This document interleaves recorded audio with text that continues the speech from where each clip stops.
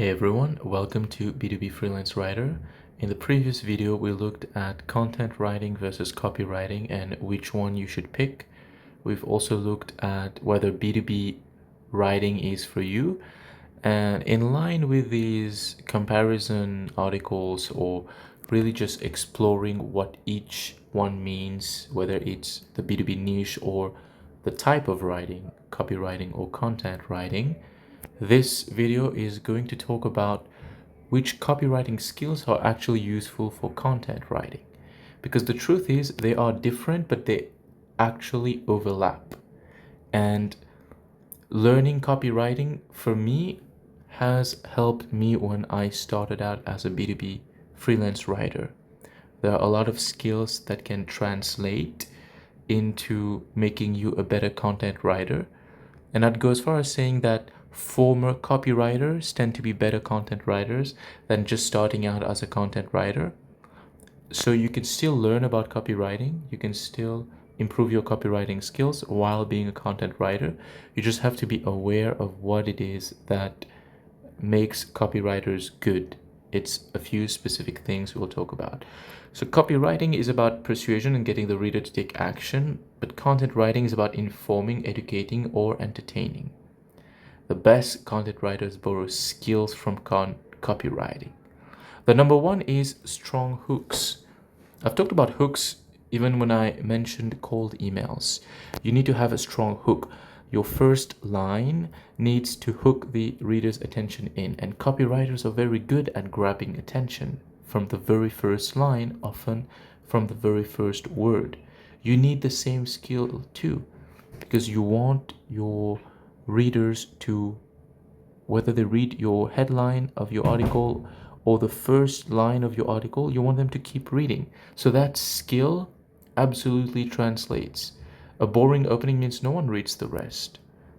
Check out this example. So most companies struggle with churn, but if you say your churn rate is killing your business, that's a much better hook and will get your reader to read more. Whether it's a LinkedIn post or a blog post, you need strong hooks.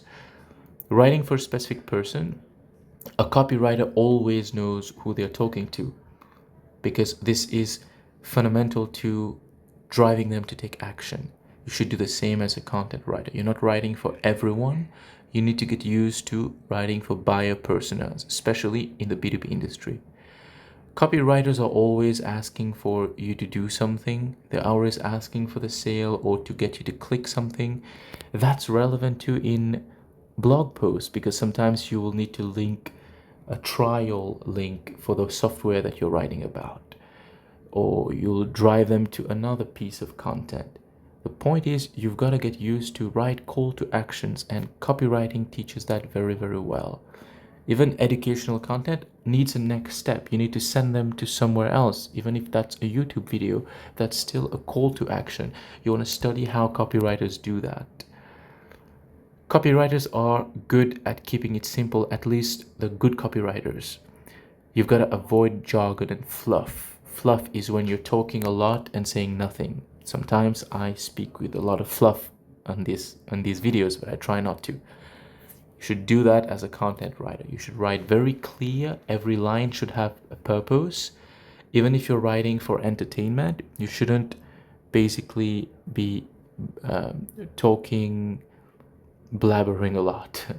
You want to keep it as concise as possible. That's a skill I found very useful when I got into content writing. I tend to keep my writing very concise, and that helped a lot in the beginning. Yeah, remember, if your reader is confused, they will leave. Number 5 is one of the most important ones. It's structuring. Copywriters understand that people skim. People just glance through your content and decide whether they'll go for it. You need to make your posts scannable. And how you do that, you use short paragraphs, you use subheadings, you use bullet points. You basically make it easy for the reader to get to the main point fast, or if they want to have a quick read, that should be possible too. That's it for this video. Hope you've enjoyed. Hit subscribe. I'll see you in the next one. Cheers.